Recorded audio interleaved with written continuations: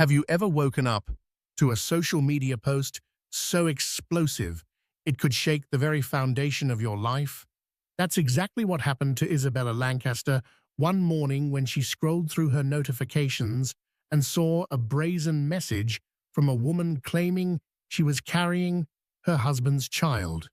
Overnight, the Lancaster family's shining reputation cracked open to reveal hidden affairs, secret allies, and betrayals that would eclipse any high society scandal. Prepare yourself for a story so filled with twists, heartbreak, and legal drama that you'll question where loyalty ends and obsession begins. This is a tale of power, passion, and one DNA test that could change everything. Isabella Lancaster's morning routine was simple: a gentle stretch in bed, a warm shower with lavender-scented soap, and a cup of peppermint tea while she checked the news on her phone. It was a pattern that soothed her, especially as she navigated the uneasy waters of her pregnancy. After all, carrying the heir to the Lancaster fortune was no small burden. Robert Lancaster, her husband, came from old money fortune, minted by generations of successful shipping magnates and real estate moguls in the family. Yet behind the veneer of impeccable wealth and philanthropic gestures, Isabella had long harbored a nagging feeling of unease. That morning, she settled into the overstuffed armchair by the bay window, the sunlight illuminating her white satin nightgown. She scrolled through her notifications casually. Suddenly, she froze. A bombshell post on a gossip forum read, "His baby is mine. Robert Lancaster." The username attached to a glamorous profile photo belonged to one Catherine Devereaux, an up-and-coming model who'd been seen at various charity galas around New York City. Isabella's breath caught in her throat. She'd had suspicions about her husband's irregular business trips, but never any proof, until now. Shaken to her core, she reached for her phone to call Robert. Across town, Robert Lancaster was just stepping out of an early morning meeting when his personal phone buzzed repeatedly. His staff at Lancaster Global Holdings had been celebrating a major merger victory, but the look on his face shifted from triumph to dread the moment he read Isabella's frantic messages.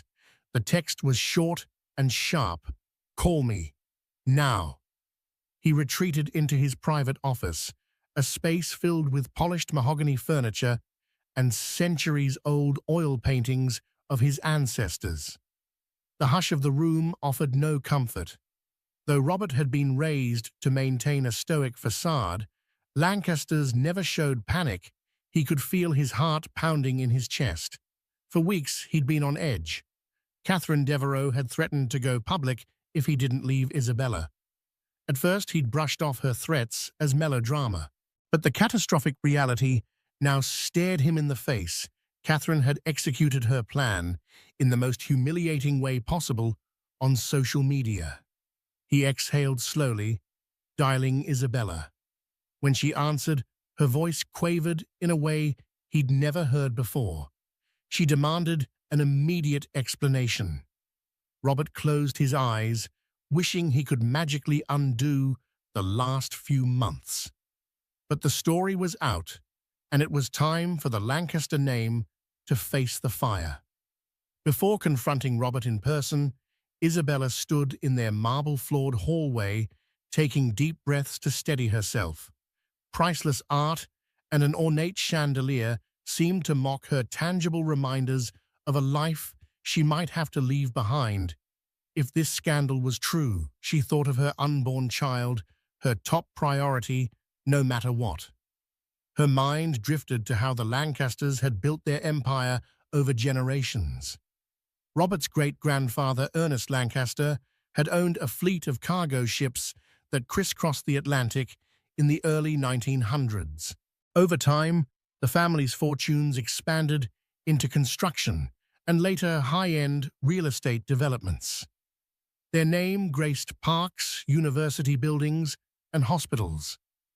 Their philanthropic efforts, like the Lancaster Cancer Wing at Mount Sinai, were legendary.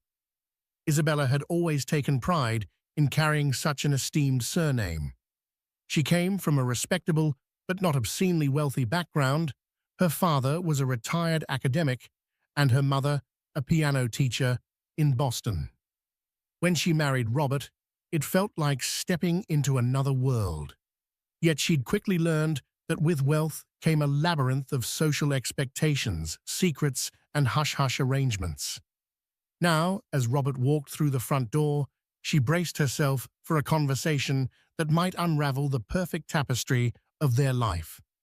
Before Robert could get a word in, Isabella's friend and confidant Lucy Moretti burst in through the open door.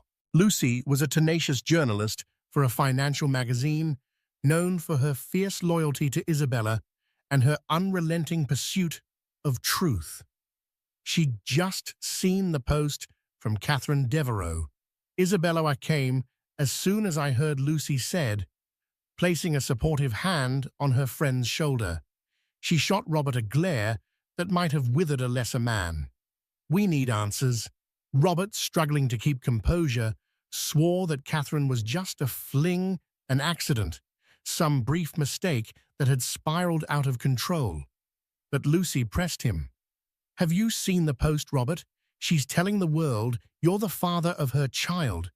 Our question is, are you—" As the tension in the room soared, Isabella felt an unexpected wave of relief having Lucy there.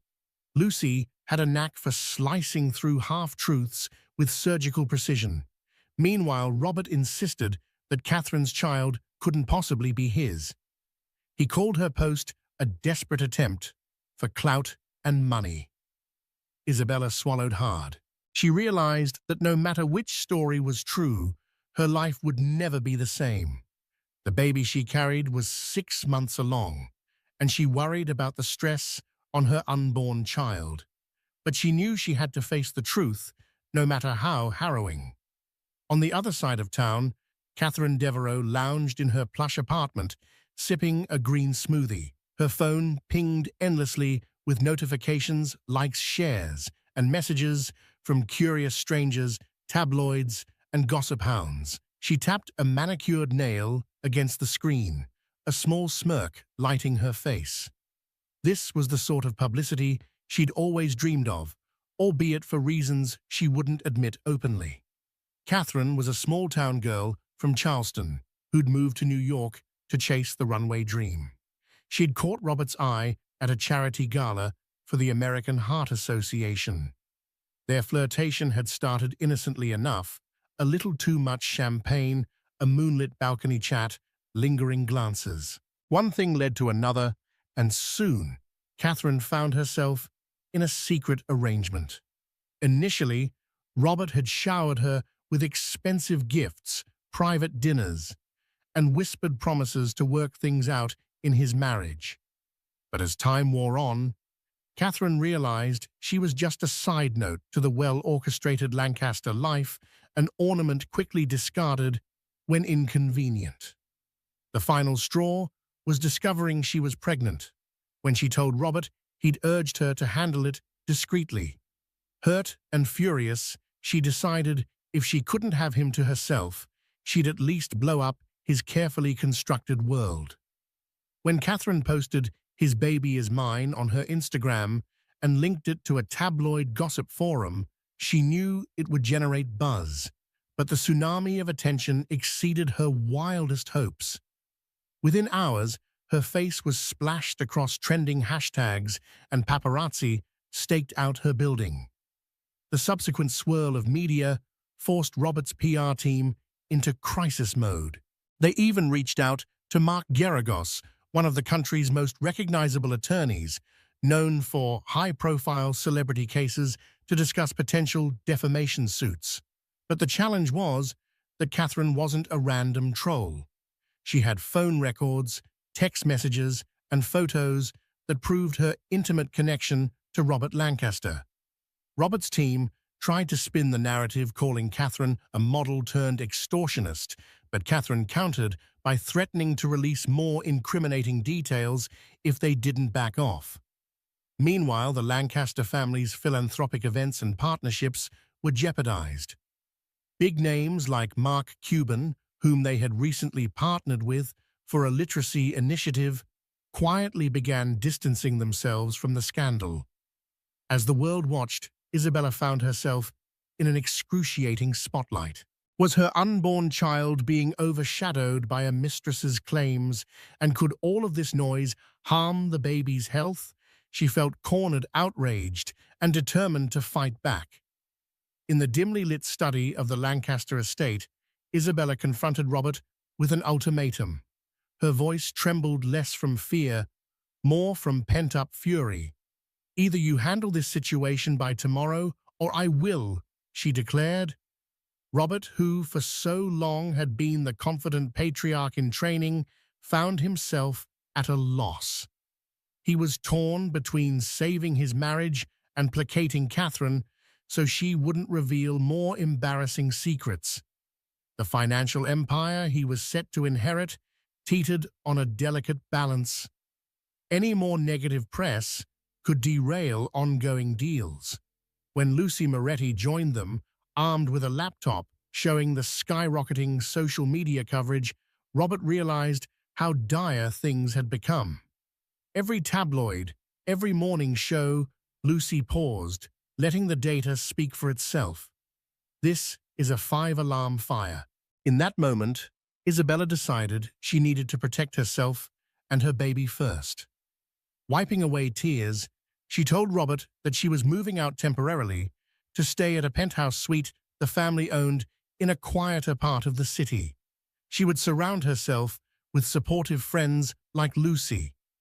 Robert made a feeble attempt to stop her, but she was already walking away, determined to shield her unborn child from the chaos. Isabella's parents, Joseph and Marianne Summers, arrived the next day. They flew in from Boston the moment they heard the news. Marianne, a gentle soul with a strong moral compass, found herself furious, an emotion she rarely displayed. Joseph, a retired literature professor, offered quiet but firm support, his eyes reflecting concern for his daughter's well-being. They met Isabella at the penthouse suite, a lavishly furnished safe haven away from prying reporters. Marianne immediately noted the stress on Isabella's face.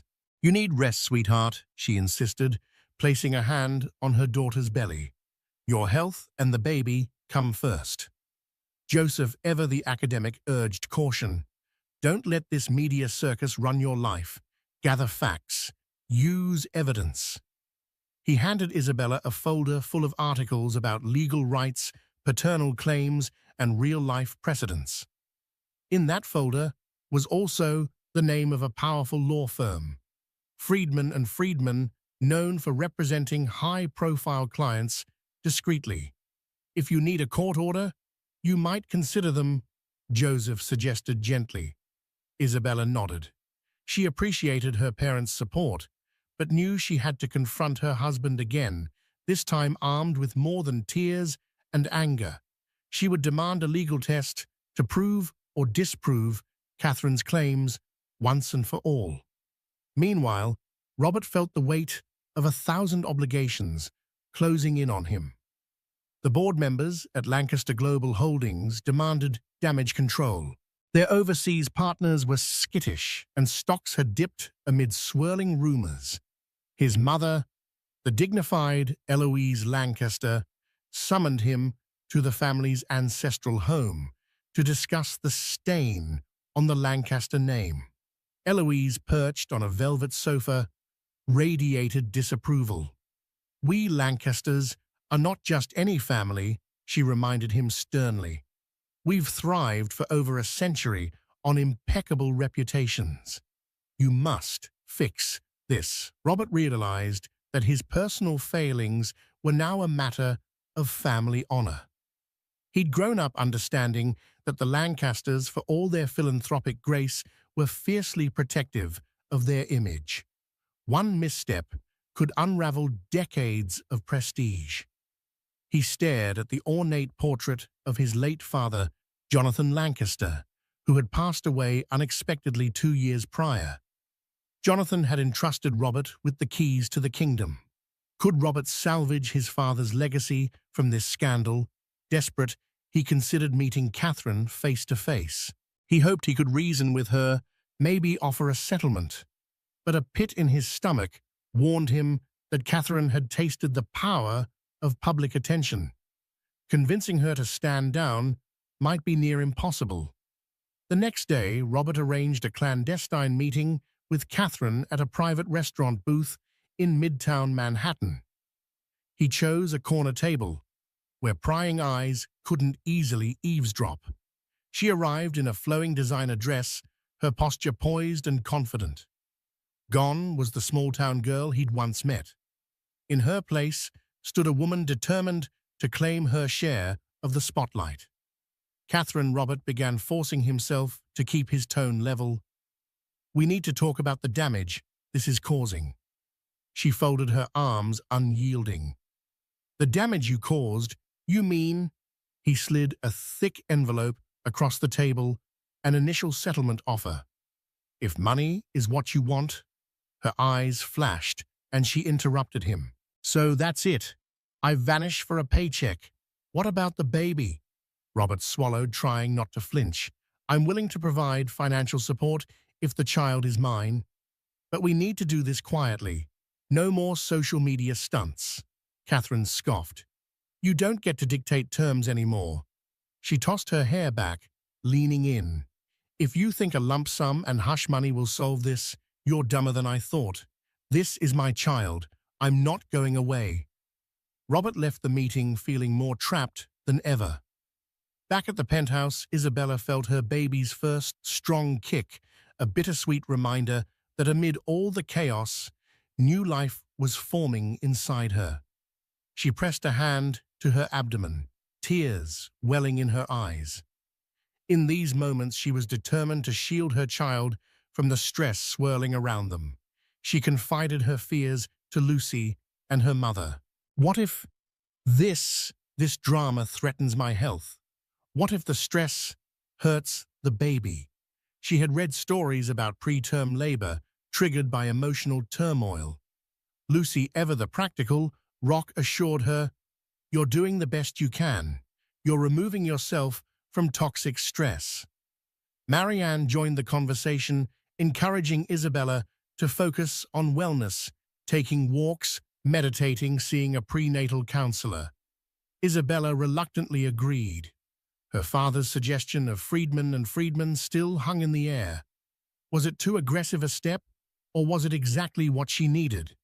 As she sipped her herbal tea, Isabella decided to call Friedman and Friedman the next day. Her unborn child was the priority. If Catherine's claims turned out false, she needed to expose them. If they were true, well, Isabella couldn't yet face that possibility. But she knew she had to be prepared for any outcome. Across town, Catherine reveled in the attention her social media posts were garnering. She posted cryptic updates, including photos of her silhouette with a baby bump, fueling curiosity among her growing number of followers. Commenters speculated about everything, from the child's paternity to whether Catherine was after the Lancaster fortune. Some lavished her with support for exposing a cheating millionaire, while others called her a gold digger. Her direct messages were flooded with interview requests from tabloids and talk shows. Everyone wanted the inside scoop. Catherine carefully chose which offers to accept, aiming to keep the media frenzy alive while protecting herself from any legal blowback. Though she seemed confident online, she wrestled with private doubts. There was a nagging fear. What if the court-ordered DNA test, if it came to that, revealed she'd acted too soon? But that fear was overshadowed by her anger toward Robert, who had once promised her the world only to retreat back to his perfectly choreographed life. Still, each night, she couldn't shake the question, was she really carrying Robert's child? The timing pointed to him, but she had gone on a brief trip to Miami, where she'd reconnected with an old flame. For now, she suppressed that memory, focusing on the spectacle she had orchestrated. While public opinion roiled, Isabella began experiencing complications. After a routine checkup at Cedars-Sinai, her OB/GYN noticed her elevated blood pressure and increasing anxiety levels. The doctor recommended rest and possible medication to stabilize her condition, warning that extreme stress could lead to preeclampsia. Overwhelmed, Isabella clung to her mother's hand as they waited for test results. The hospital's humming fluorescent lights seemed to highlight the gravity of her situation. She realized that her baby's health was being jeopardized by the swirling scandal. This realization fueled her determination to take action. That very evening, she contacted Friedman and Friedman. She spoke with Linda Winters, a seasoned attorney known for her expertise in high-profile paternity disputes. Linda listened intently as Isabella explained the situation, occasionally interjecting with clarifying questions. By the end of the call, Linda recommended a clear course of action, a petition to the court for a DNA test that would force Catherine to produce evidence of the child's paternity. Isabella's hands trembled as she hung up the phone. This legal route would either vindicate her husband or confirm the ultimate betrayal. Yet she felt oddly at peace. Finally, she had a plan to cut through the social media noise and find the truth. The next morning, a flurry of legal paperwork landed at Catherine's doorstep. Friedman and Friedman had moved swiftly, filing a motion for a paternity test. Catherine stared at the documents, her expression unreadable. The media spin she'd orchestrated had always risked leading to this point, but she hadn't expected it so soon. She called her own newly retained attorney, an ambitious young litigator named Bryce Cromwell. Bryce had his own motivations for taking on a case that could catapult him into the limelight. Yet even he cautioned Catherine about the risks of refusing the DNA test. It would look suspicious in the public eye. Catherine decided she wouldn't back down. She instructed Bryce to proceed. Publicly, she declared she had nothing to hide, writing on Instagram, "I welcome the truth, unlike certain families who thrive on secrets." The post went viral within hours, garnering thousands of supportive comments and just as many scathing critiques. In the boardrooms of Lancaster Global Holdings, Robert braced himself for the storm. If the test proved Catherine's claim, his personal downfall would be unimaginable.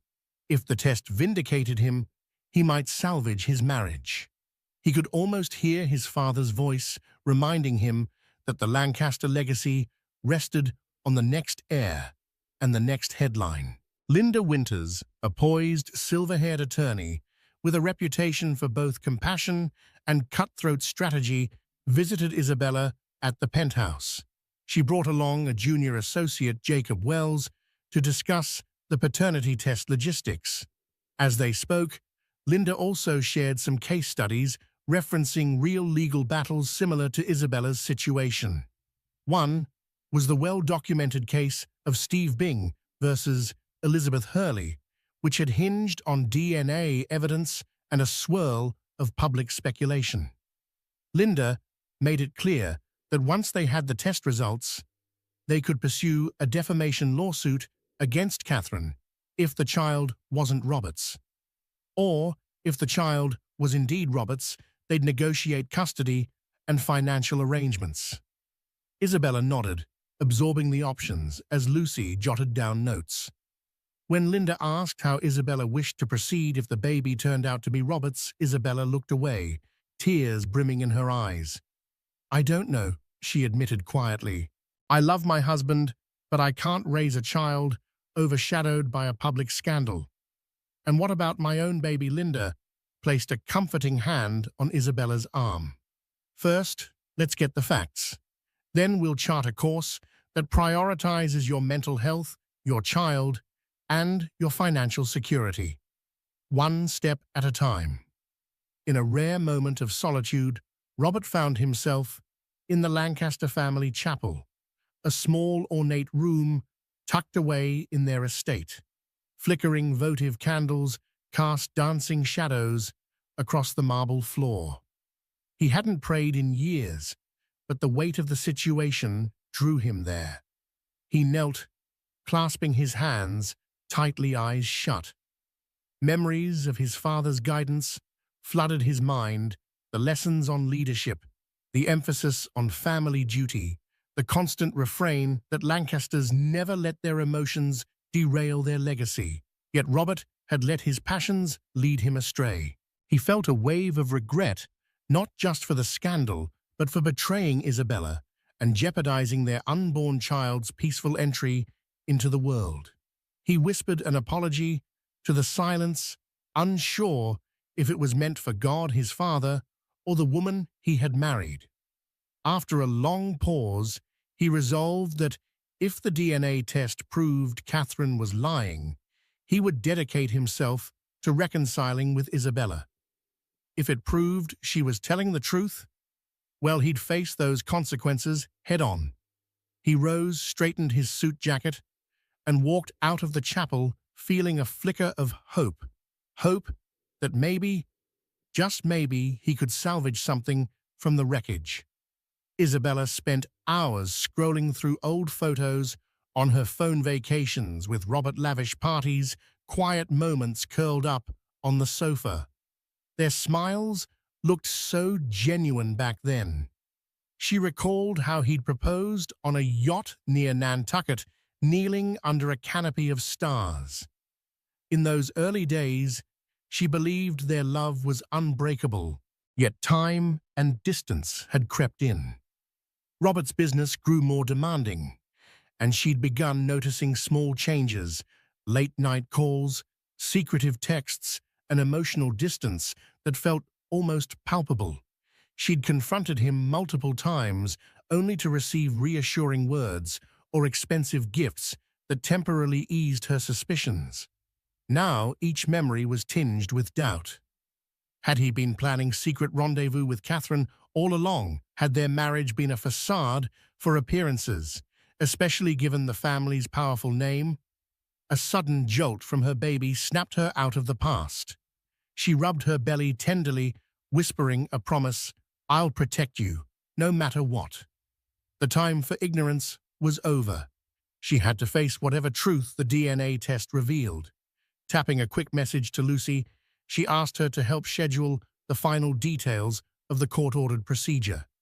It was time to bring facts into the light. The day of the DNA test arrived like an ominous cloud looming over everyone involved.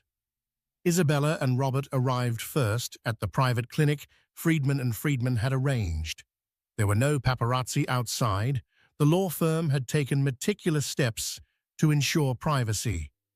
Inside, the sterile white walls and the faint scent of antiseptic set a somber tone. Catherine arrived with her attorney, Bryce Cromwell. She wore oversized sunglasses and carried herself with a triumphant air, yet she couldn't entirely mask the flicker of nervous tension in her posture. After all the bold declarations, the moment of truth was here. The medical staff meticulously performed the cheek swabs, Robert's sample, Catherine's sample, and a test to confirm her pregnancy. The entire procedure took only a few minutes, but it felt like hours. Isabella stayed at Robert's side, her hand resting protectively over her own abdomen. She was 7 months pregnant now, and the physical demands of carrying a child had become entwined with the emotional toll of the scandal.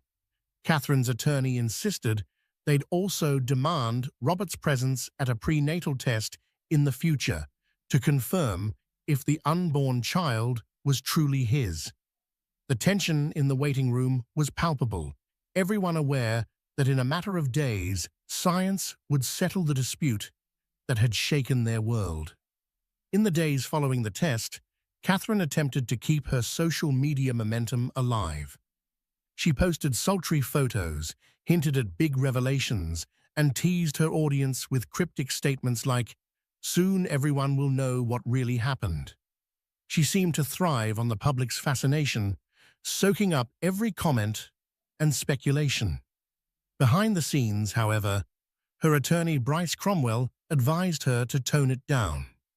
"If the test results go against us, the courts will see your behavior as malicious," he warned. Catherine dismissed his concern. "It won't come to that," she retorted, fighting off an anxious quiver in her voice. Meanwhile, Isabella felt her nerves fraying. Sleep didn't come easily. Every time she closed her eyes, she saw headlines about the results, public humiliation, and the possible destruction of her marriage. Lucy urged her to step away from social media and focus on self-care, prenatal yoga reading, anything to keep her mind at ease. Isabella tried, but the ticking clock in her head refused to quiet down.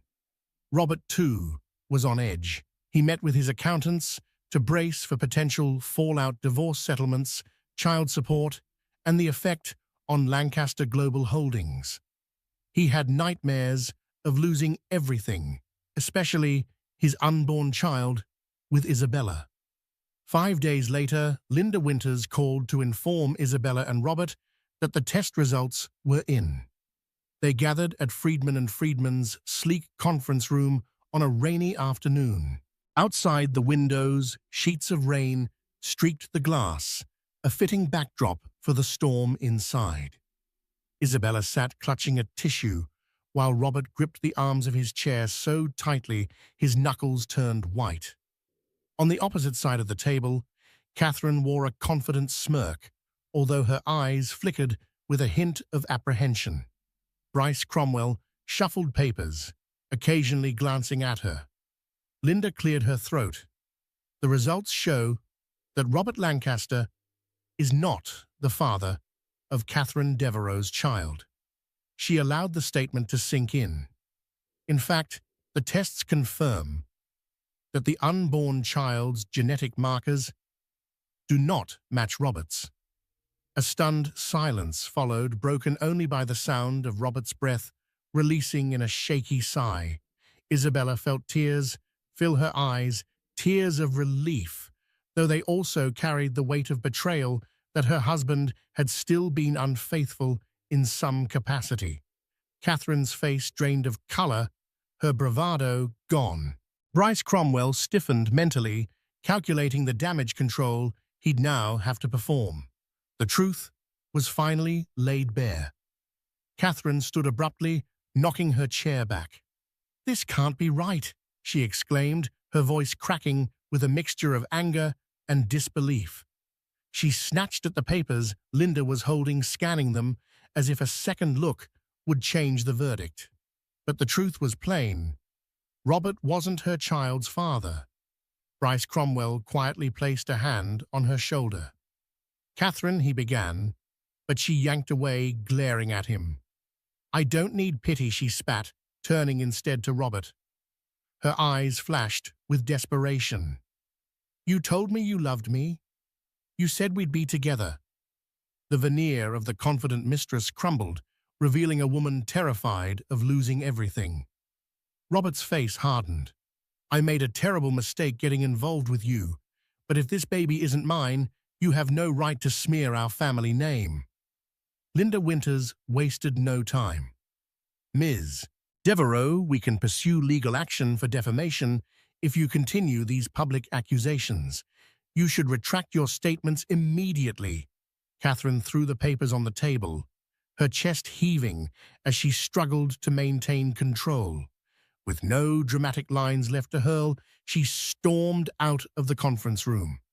The entire saga had shifted in an instant.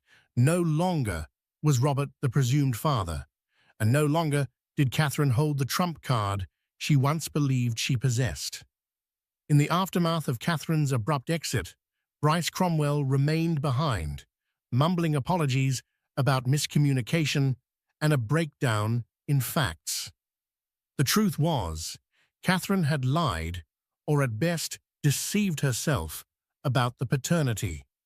Robert, while certainly guilty of an affair, wasn't the father. Linda Winters wasted no time in presenting the next steps: a public statement clearing Robert's name, a formal retraction from Catherine, and potentially a settlement to cover damages the Lancasters had incurred due to negative press. Isabella listened quietly, feeling a tangle of relief and anger. The relief stemmed from knowing her unborn child wouldn't share a father with Catherine's. The anger came from realizing the extent to which her marriage had been jeopardized by the affair. When the meeting adjourned, Isabella and Robert found themselves alone in the hallway. Rain still pounded against the windows, casting shifting shadows across the polished floor. For a moment, they just looked at each other, both grappling with conflicting emotions. Robert reached out, but Isabella stepped back, tears in her eyes. "You're not off the hook," she whispered. "Even if that child wasn't yours, the betrayal is real." He nodded solemnly.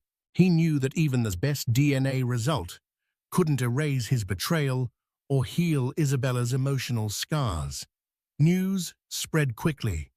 Friedman and Friedman issued a succinct statement. "Independent DNA tests confirm Mr. Robert Lancaster is not the father of Ms. Catherine Devereux's unborn child. We expect a public retraction from Ms. Devereux." The media frenzy took a sharp turn. Tabloids now labeled Catherine as the runaway liar, fueling a new wave of public scorn. Robert, meanwhile, discovered a new concern: a family medical condition. In a follow-up appointment for Isabella's prenatal care, doctors found genetic markers indicating the possibility of a rare blood disorder that ran in the Lancaster lineage, something his father had mentioned in passing but never fully disclosed. Isabella needed close monitoring, as the baby could inherit a predisposition. This revelation overshadowed even the news that Robert wasn't Catherine's baby's father. Isabella realized that she and Robert needed to work together to ensure their child's health, perhaps traveling to specialized clinics or seeking advanced prenatal treatments. Despite her anger, Isabella faced a choice: sever ties with Robert and manage the pregnancy alone, or attempt some form of reconciliation for the sake of their child's health. In a somber conversation that night, she told Robert, "Whatever happens between us, our baby comes first. If we can cooperate for that, I'm willing to try." In a last-ditch effort to salvage her reputation and maybe regain some control, Catherine tried to blackmail Robert. She threatened to leak private messages, photos, and even falsified documents that implied financial misconduct at Lancaster Global Holdings. She reached out to him directly, demanding a hefty sum to keep silent. But Robert, now fortified by the DNA results, refused to be intimidated. He forwarded her threats to Friedman and Friedman, who swiftly sent cease and desist letters. Within days, Catherine found herself cornered legally. Bryce Cromwell, realizing his client's position was untenable, attempted to negotiate a smaller settlement, but Linda Winters declined. "We will not reward extortion," she stated firmly. Seeing her options vanish, Catherine made a tearful public apology on a daytime talk show. "I believed wholeheartedly that the baby was Robert's," she claimed, conveniently leaving out key details. She asked for compassion and forgiveness, but the public mood had turned sour. Instead of sympathy, she faced ridicule and condemnation. Her modeling gigs dried up, and she became persona non grata in social circles that once welcomed her. Robert, for his part, felt no triumph in her downfall. He'd made grave mistakes. For him, the real victory would be saving his marriage and welcoming his child into a stable home. Robert attempted to recalibrate his public image with a series of philanthropic actions. He donated a sizable sum to the pediatric wing at Mount Sinai, attended fundraisers for mental health awareness, and even joined a local soup kitchen initiative. The public relations strategy was simple shift focus from scandal to charity. Media outlets picked up on his gestures, though some cynics labeled it as damage control. One high-profile event was a gala benefiting the Gates Foundation's global health initiatives. Isabella accompanied him, her baby bump visible beneath a flowing emerald gown. Despite the tension between them, they presented a united front that night.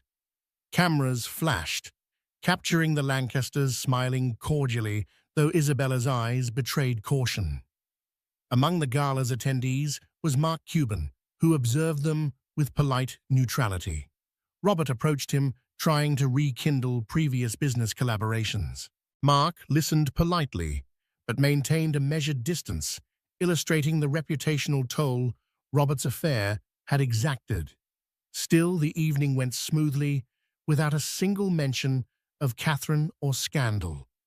Isabella even managed to chat amiably with other guests, reminding herself that she was part of the philanthropic community first and foremost. She felt a sense of pride that despite personal turmoil, she could still stand strong for causes that mattered. A week later, as Isabella continued her prenatal appointments, another ghost from her past arrived unannounced, her former fiancé, James Caldwell. He had heard the rumors swirling through Manhattan's elite circles and decided to check on her in person. He waited outside Cedars Sinai, dressed casually in a navy peacoat and jeans, looking more grounded than most of the people Isabella now encountered in her high society world. Bella, he called gently, using the old nickname he hadn't uttered in years. His voice stopped her mid-step. Lucy, walking beside her, turned protectively, but Isabella waved her off, her eyes locking with James's in a moment of stunned recognition. They found a quiet corner of a nearby cafe, tucked between ivy-covered brownstones, the same kind of place they used to dream about opening together when life was still simple. Over steaming mugs of cappuccino, James leaned in. "I know we ended things a long time ago, and I don't expect anything. But I couldn't stay silent watching all this unfold. I just wanted to see you, to make sure you're okay." His words were gentle, but the emotional undercurrent was powerful. Isabella hadn't realized how much she needed a safe, familiar presence, someone who'd known her before the Lancasters, before the spotlight, before the betrayal. "I appreciate you coming," she said, her voice low. "It's been surreal, exhausting." James nodded, his expression clouded with concern. "I saw that press conference and the posts. I can't even imagine what you're going through." For a moment, she let herself remember the life they almost had together. James had proposed during a weekend in Vermont after a hike near Lake Champlain. Back then, her dreams had been smaller: open a bookstore, write essays, maybe teach at a university. But ambition and love had led her elsewhere. "Do you ever wonder what would have happened if I hadn't walked away?" she asked quietly. James smiled sadly. "All the time. But I don't regret you chasing what you thought you wanted. You deserve the world, Bella. Still do."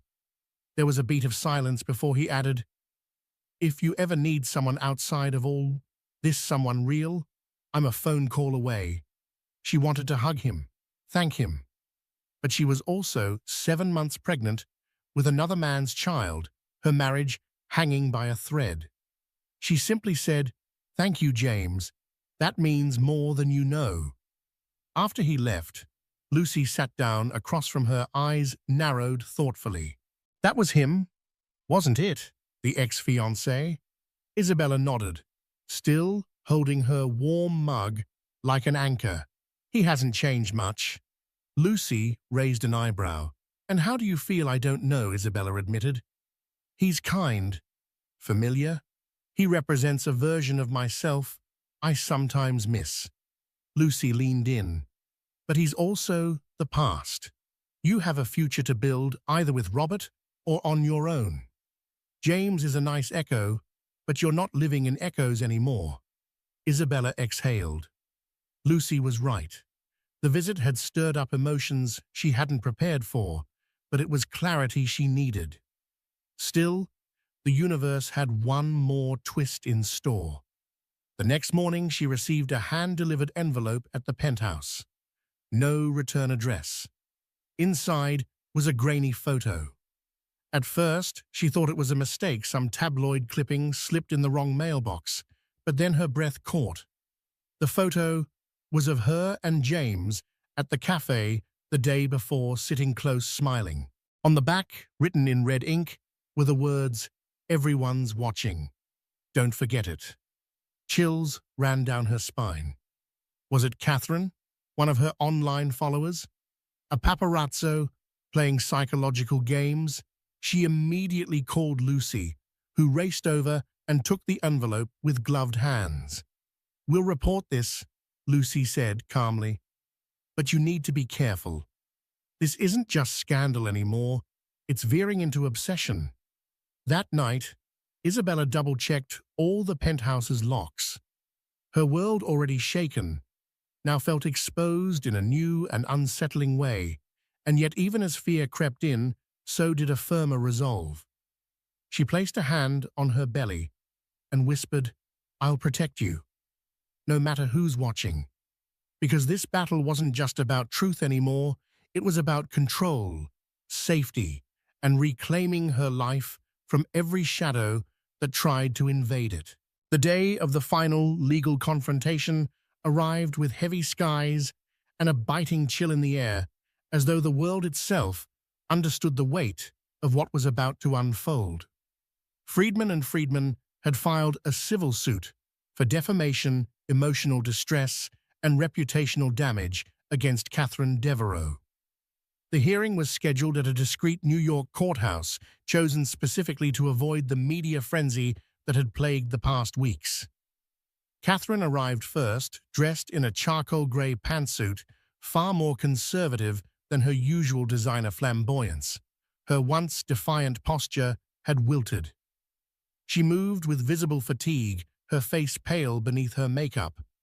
The mistress who had once ruled the headlines, with a smirk and a hashtag, now looked more like a defendant grasping for dignity. Isabella arrived next, flanked by Lucy and Linda Winters. She wore a tailored navy maternity dress, her baby bump prominent beneath the fabric. She didn't speak much as they made their way inside, but her eyes scanned the hallway with quiet steel. It had taken everything, tears, strength, strategy, and heartbreak to get to this point, and now she would not flinch. Robert came separately dressed in a somber black suit. He sat near Isabella, but not beside her. The emotional distance between them remained even if they now fought on the same side of the courtroom. The judge, an older black woman named Judge Dolores Manning, entered the courtroom briskly and took her seat. Known for her no-nonsense demeanor and deep experience in high-profile cases, she wasted no time. "Let's begin," she said, her voice firm. Linda Winters stood first. Her presence commanded the room as always. She introduced the case, then detailed how Catherine's false public claims, bolstered by social media posts, television appearances, and threatening private messages, had caused unquantifiable damage to Isabella's mental health, endangered her pregnancy, and jeopardized Robert Lancaster's professional relationships and financial standing. A dramatic moment came when Linda read aloud the threatening note Isabella had received after meeting with James Caldwell. "Everyone's watching," she quoted, holding up the envelope for the judge. While the sender remains unidentified, the connection to Ms. Devereux's pattern of provocation and harassment cannot be ignored. Then, Robert was called to the stand. His voice was steady but remorseful. "I take full responsibility for my poor judgment," he said. "But the claims Catherine made, extended far beyond personal indiscretion. They incited a media wildfire that endangered my wife's health and my company's reputation. And the child we're expecting, he or she, doesn't deserve to be born into chaos. Isabella did not testify. Linda had advised that her presence, especially in the late stages of pregnancy, would speak louder than words. She sat quietly, occasionally reaching for Lucy's hand when her heart pounded too hard. When it was Catherine's turn, she looked smaller than she ever had. Her attorney, Bryce Cromwell, offered a restrained defense that Catherine had acted based on what she genuinely believed at the time, that she was emotionally vulnerable and that the DNA results were as shocking to her as they were to the world. Catherine rose to offer a personal statement. Her voice cracked. "I didn't mean for things to spiral like this. I really thought Robert was the father. When I found out he wasn't, I was devastated, not because of fame or fortune, but because I felt abandoned." Judge Manning leaned forward. "Ms. Devereaux, while emotional pain is understandable, your actions weren't just misguided, they were malicious. You made claims without medical verification, monetized them through media appearances, and smeared reputations. That is not merely a mistake, that is a calculated attack." The courtroom was silent.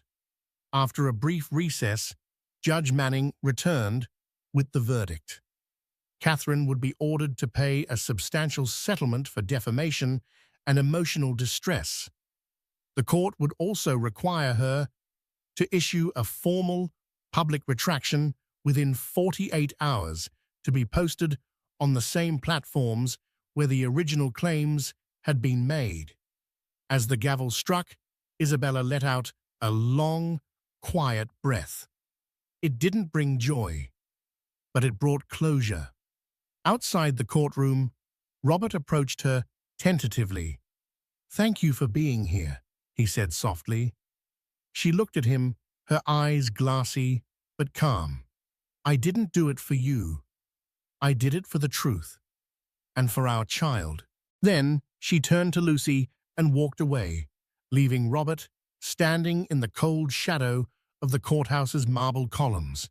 Some battles were won in silence, others in strength. Isabella had learned how to wield both. The grand mansion, once a symbol of romance and status, now felt like neutral ground, a place where the past had happened, but the future had yet to be written. Robert welcomed her back with visible relief, but she made her expectations crystal clear. "I'm not moving back as your wife," she told him the first evening, standing in the foyer with her suitcase still by the door. "I am moving back as the mother of your child. If this marriage has any hope, it begins with honesty, absolute, unfiltered honesty." Robert nodded. No more secrets, no more locked phones, no more pretending.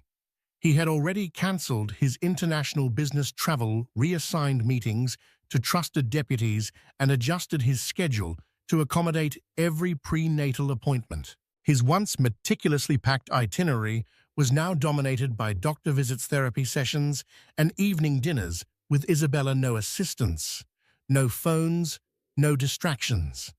The couple began counseling with Dr. Hallstein, a renowned Manhattan therapist known for working with public figures in crisis. The sessions were raw and often painful. Robert was forced to confront the emotional fallout of his betrayal, not just the affair itself, but the erosion of safety, dignity, and self-worth Isabella had suffered.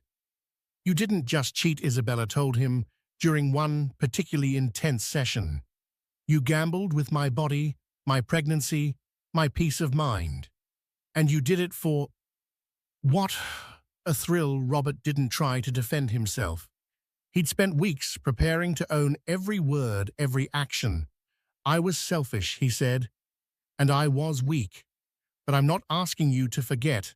I'm asking you to watch me earn your trust again." Some nights were quieter than others.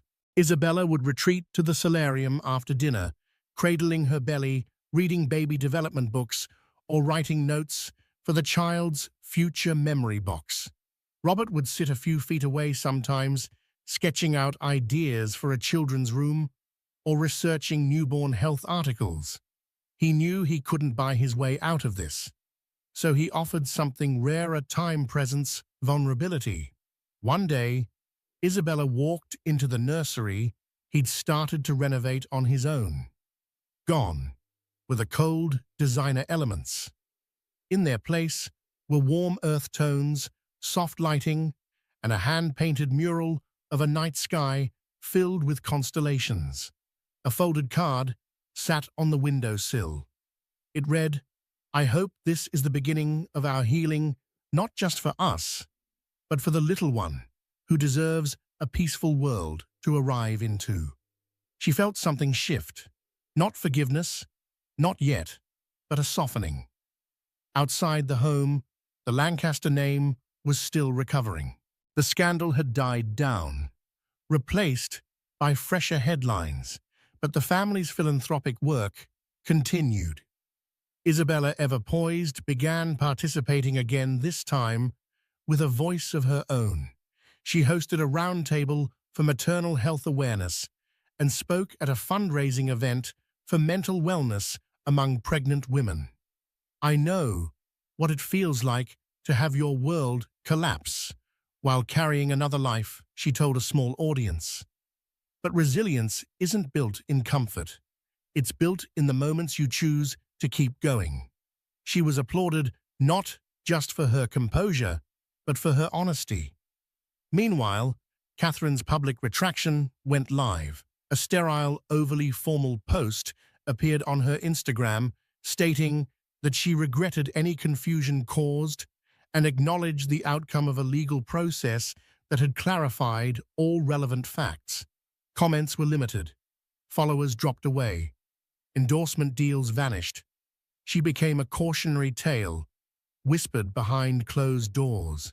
Back at the estate one evening, near the end of her 8th month, Isabella sat in the garden with Robert. The spring air was warm. Fireflies blinked in the hedges. She stared at the stars overhead and spoke without turning to him. "I don't know what the future looks like for us," she admitted. "I'm still angry, still hurt. But I'm not numb anymore." Robert reached over slowly, his hand brushing hers. "You don't have to promise me tomorrow," he whispered. "Just let me be here for today." And for the first time in months, Isabella didn't pull away. They sat there in silence, two broken people trying to heal not just themselves, but each other, for the sake of the child who would soon change everything. And so the Lancaster family emerged from a scandal that nearly toppled its century-old legacy. The DNA test revealed shocking truths, but also spurred a journey of introspection and healing. Catherine Devereux retreated into obscurity, her ambitions undone by lies. Robert and Isabella, though scarred, chose a path of honesty therapy and steadfast devotion to the child who would soon enter their world.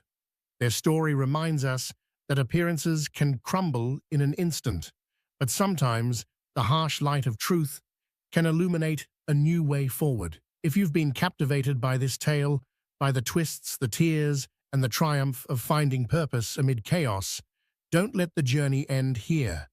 Like, share, and subscribe to continue exploring stories that peel back the layers of human nature. Let's keep uncovering the complexities of the heart together. Your support helps bring more powerful narratives to light, and we can't wait to share them with you. Thank you for listening.